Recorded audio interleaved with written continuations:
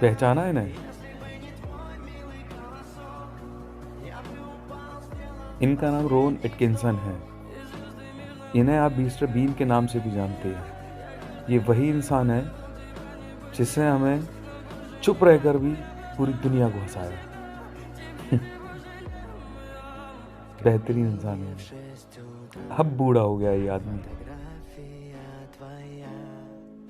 बहुत हँसाया इसने।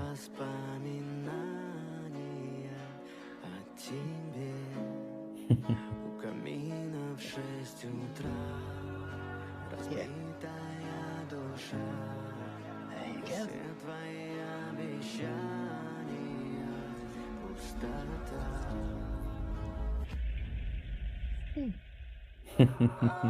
Hmm.